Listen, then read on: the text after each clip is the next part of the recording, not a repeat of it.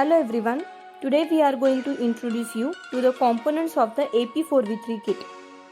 So let's see what all the components we will get in the kit. So you will get one Arduino Uno board,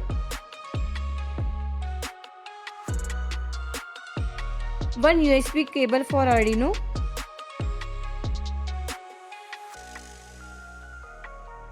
one breadboard.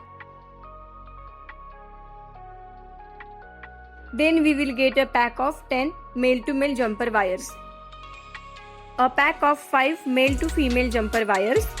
Then you will get a pack of 4 4-pin push buttons, 6 LEDs and 1 RGB LED. Then we will get a pack of resistors, 5 1 kilo ohm resistors and 5 10 kilo ohm resistors.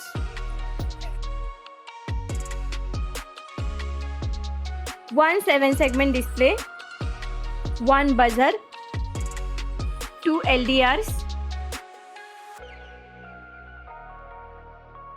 one thermistor and one TSOP 1738 sensor, one MPU 6050 sensor, one 9-volt battery,